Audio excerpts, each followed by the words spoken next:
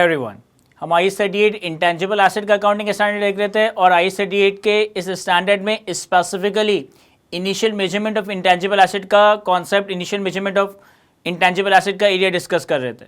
जैसा कि हमने डिस्कस किया था कि इंटेंजिबल एसेट की इनिशियल मेजरमेंट डिपेंडेंट है इस बात के ऊपर कि आपने एक इंटेंजिबल एसेट को किस मोड ऑफ एक्विजिशन के थ्रू एक्वायर किया है, और हम एक इंटेंजिबल एसेट को डिफरेंट मोड ऑफ एक्विजिशन में एक्वायर कर सकते हैं। तो आज के इस लेक्चर में हम डिस्कस करेंगे कि हम एक intangible asset by way of government grant acquire करते हैं।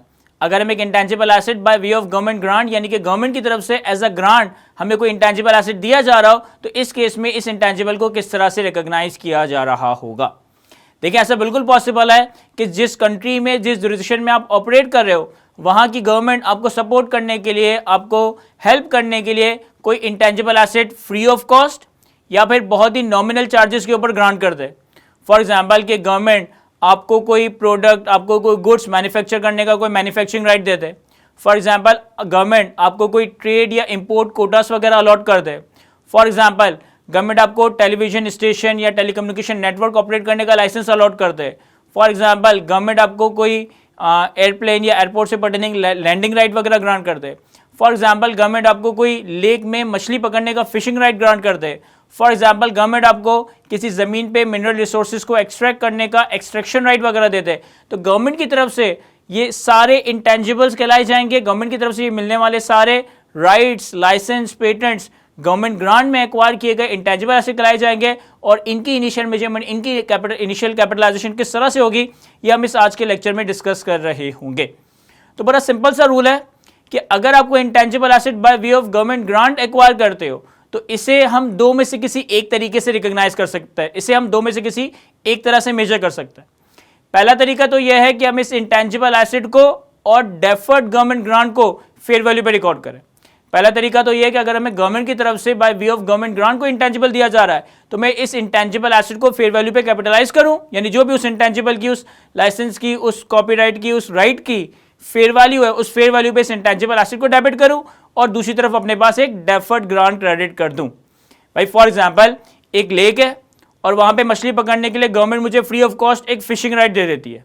गवर्नमेंट कहती है कि आप यहाँ पे अपनी शिप्स वगैरह लेकर आए और यहाँ पे फिशिंग वगैरह करें, हम आपको फिशिंग राइट दे रहे हैं ताकि आप हमारे लोकल इन्वायरमेंट में लोकल जो लोग वगैरह हैं उनको एम्प्लॉयमेंट अपॉर्चुनिटीज वगैरह देंगे। तो आपको गवर्नमेंट की तरफ से ये फिशिंग राइट मिला। आपने देखा कि इस फिशिंग राइट की लेट से कि फेयर वैल्यू है 5 मिलियन, तो आपने 5 मिलियन पे इंटेंजिबल एसेट डेबिट कर दिया और डेफर्ड गवर्नमेंट ग्रांट क्रेडिट कर दिया। अब जैसे जैसे ये इंटेंजिबल अमोर्टाइज्ड होगा, जैसे जैसे ये intangible over the useful life या over the legal right amortise होगा, अमोर्टाइजेशन का कॉन्सेप्ट हम लेटर स्टेज पे देखेंगे, जैसे जैसे आपका ये इंटेंजिबल अमोर्टाइज होगा वैसे वैसे इस डेफर्ड गवर्नमेंट ग्रांट को भी हम ओवर द पीरियड P&L में इनकम के तौर पे रिकॉर्ड कर रहे होंगे। जैसे जैसे आपके प्रॉफिट एंड लॉस अकाउंट में इंटेंजिबल के अगेंस्ट अमोर्टाइजेशन एक्सपेंस रिकॉर्ड होगा, वैसे वैसे इस डेफर्ड ग्रांट के अगेंस्ट हमारे पास अमोर्टाइजेशन ऑफ डेफर्ड ग्रांट यानी कि ग्रांट इनकम P&L में रिकॉग्नाइज हो रही होगी। इसके अलावा ऑल्टरनेटिवली हमारे पास एक मेथड और भी अवेलेबल है कि हम इस गवर्नमेंट ग्रांट में एक्वायर किए गए इंटेंजिबल को फेयर वैल्यू पे नहीं, बल्कि जो भी हमने छोटा मोटा खर्चा किया, जो भी हमने नॉमिनल कॉस्ट या नॉमिनल चार्जेस वगैरह इनकर किए, इस नॉमिनल कॉस्ट पे ही इस इंटेंजिबल को रिकॉग्नाइज कर लें। भाई फॉर एग्जांपल गवर्नमेंट ये अनाउंस करती है कि हम एक ज़मीन पे मिनरल रिसोर्सेज को एक्सट्रैक्ट करने के लिए राइट अनाउंस कर रहे हैं। हम एक ज़मीन पे मिनरल रिसोर्सेज को एक्सट्रैक्ट करने के लिए एक एक्सट्रैक्शन राइट दे रहे हैं, लेकिन उसके लिए कुछ फॉर्मेलिटीज़ है, उसके लिए कुछ लीगल फॉर्मेलिटीज़ है जो कि कंपनीज ने फुलफिल करनी है।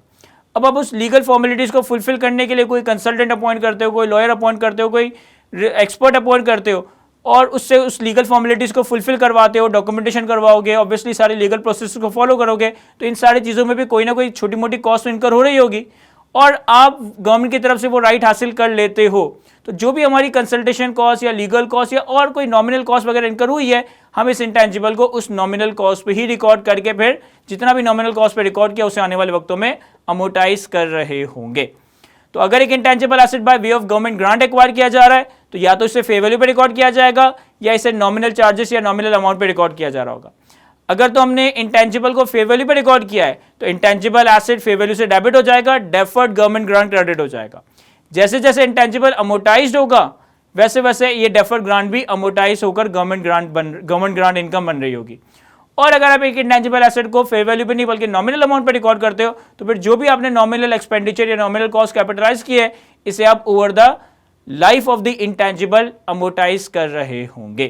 तो ये हमारे पास सिंपल सा कॉन्सेप्ट था, intangible asset acquired by way of government grant. I hope कि ये कॉन्सेप्ट मैं आपको अच्छे से एक्सप्लेन कर सका हूं। आज की इस गुफ्तगू को हम यहीं तक रखते हैं। Thank you.